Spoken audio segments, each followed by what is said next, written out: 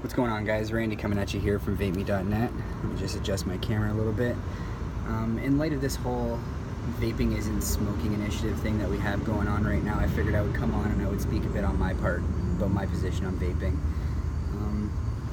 Before I started vaping, I was a smoker for about 16 years roughly, and I had tried every smoking cessation out there. I had tried the Champix, I had tried the Nicorette gum, I had tried the patch, I had tried hypnosis and all this other kind of stuff, and it honestly it didn't work for me.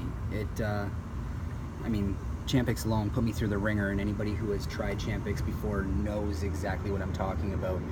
But it wasn't until I found vaping about 2 years ago, 2.5 years ago, that I finally was able to find something that worked for me.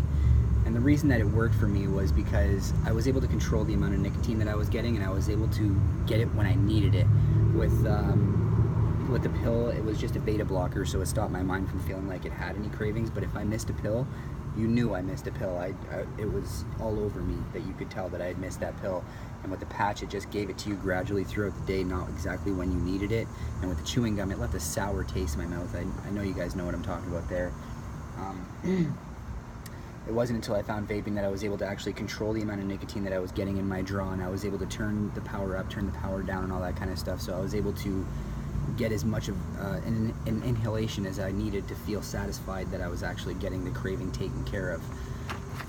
I know most people have been using tobacco flavors and stuff like that. Me personally, I started off with fruits. I've always been a fruit flavor vapor from day one. The tobacco, I kind of wanted to jump as far away from it, and I noticed that there's two sides of that spectrum. Either you want to start off with something relatively close, so that way you can gradually transition out from cigarettes and into vaping, and I understand that and I respect that completely. For me, myself personally, it's got to be a great flavor that's going to keep bringing me back to it and bring me back to it. And for me, when I first started off, that was blueberry Greek yogurt. I could not put that stuff down to save my life. Now anymore, as I'm sure you guys are all aware, I've been vaping nothing more than Cactus Lime from VapeMe.net. It's been tried, tested, and true by everybody, and I really haven't gotten a bad vibe from it whatsoever. It's got a great flavor all the way through. I haven't vape tongued it, and I've been on it for about 3 months now. Everybody loves the smell of it. They get in my vehicle and they're like, wow, that smells great. What is that? Cactus and Lime, VapeMe.net. That's what that stuff is right there. But with that being stated, because I do work in a vape shop, I just wanted to remind you guys that vaping is not smoking, and it shouldn't be viewed as such. It should be viewed as a separate entity altogether. There has been studies to show that there is no secondhand smoke that comes off of there that anybody has to worry about. There is no real side effects that can be spoken of aside from this popcorn lung, which is a whole other issue that we're not going to get into right now because we don't have that much time. But it's much cleaner for me as an asthmatic. It's much cleaner for me to inhale this and exhale this and not smell it on my clothes and not feel like my chest is just compressing every time I feel like I need a cigarette. This stuff has made life a lot easier for me.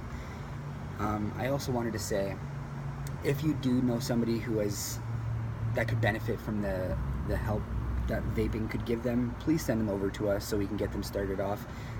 The more people we can get vaping is the less people that we can get smoking, and that's less pollution for everybody else to be inhaling, and not that it's going to make a difference when it comes to cars and trucks and airplanes and all this other kind of stuff that everybody's using, causing a bunch of emissions. But this could at least be one less thing that we have to worry about, you know what I mean? And for a future generation, that's a big step forward.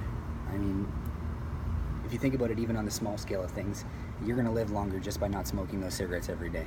That means you're going to get to see your children grow up, and you're going to get to see your children's children grow up. And I mean, for the future generations to have them not even start smoking cigarettes, we're just giving them a huge leap into the best direction possible, right? So yeah, that's all I wanted to speak on about this on my part. I know I did do a little plug in there for the company that I work for, but I believe wholeheartedly with every ounce of my being in this company. These guys are a great group of people, and they are only out there to get people to quit smoking cigarettes.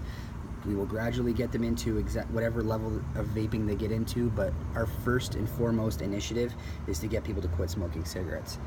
That's all I wanted to say, guys. Have a good one.